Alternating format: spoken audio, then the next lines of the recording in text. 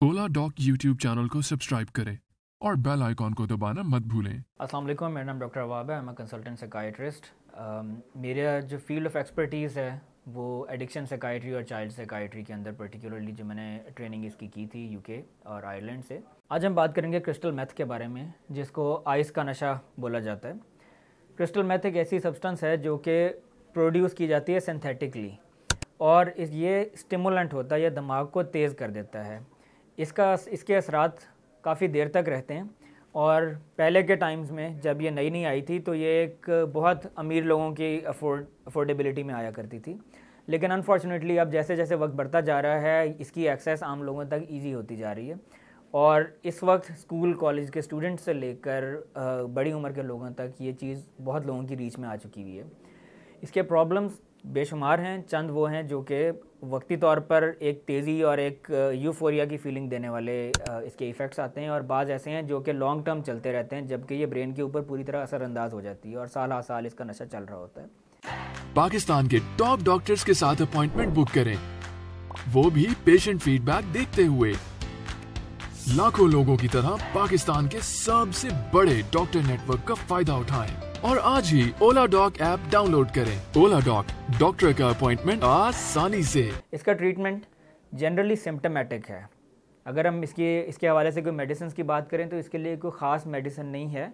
अलबत्ता जो सिम्टम्स आ रहे हों और जो इसके इफ़ेक्ट्स दिमाग के ऊपर आ चुके हैं, उनको काउंटर करने या उनको ठीक करने के लिए जो दवाइयाँ दी जाती हैं, मेनली वो इसका इलाज है दवाइयों की मद में।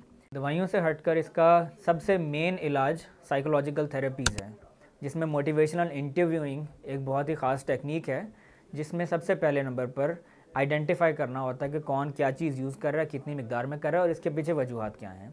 नशा छोड़ने की बहुत सारी वजूहात हम आइडेंटिफाई कर लेते हैं, लेकिन नशे के अंदर जाने की जो वजूहात हैं, जब तक वो आइडेंटिफाई नहीं होंगी तो नशा छोड़ना बहुत मुश्किल होता है। साइकोलॉजिकली पहले ये आइडेंटिफाई करना है कि उसके पीछे रीज़न्स क्या हैं, और फिर उन रीज़न्स के अंदर कोई प्रॉब्लम्स हैं इंसान के जहन में या उसकी लाइफ में जिसकी वजह से वो नशे की तरफ रजू कर रहा है, उन प्रॉब्लम्स को हल करने में उनकी हेल्प करनी है। दूसरे नंबर पर फिर हम प्रोज़ एंड कॉन्स की तरफ आ जाते हैं कि अगर कोई आइस का नशा कर रहा है तो उसको फ़ायदा क्या हो रहा है और उसको ना करने से क्या फ़ायदा होगा। इसी तरह नुकसानात पे भी देखते हैं। यकीनन नशे से एक वक्ती तौर पे सुकून आता है जिसको इंसान फ़ायदे की मद में ला सकता है।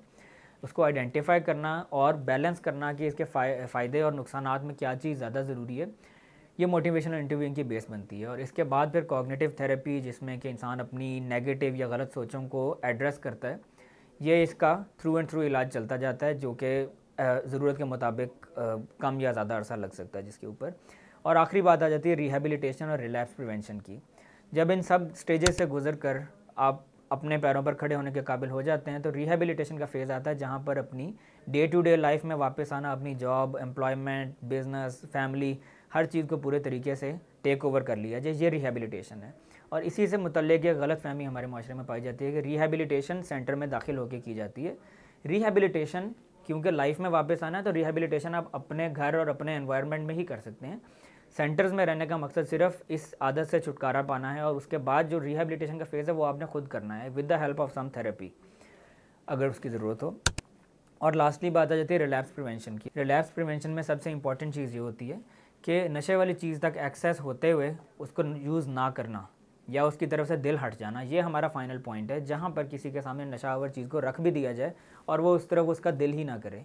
अगर हम इस पॉइंट को अचीव कर लेते हैं तो ये हमारा फाइनल स्टेज होती है, और यहाँ से फिर इंसान दोबारा अपने पैरों पर खड़ा होता है और दोबारा इस आदत की तरफ जाना उसके लिए बहुत ही मुश्किल हो जाता है।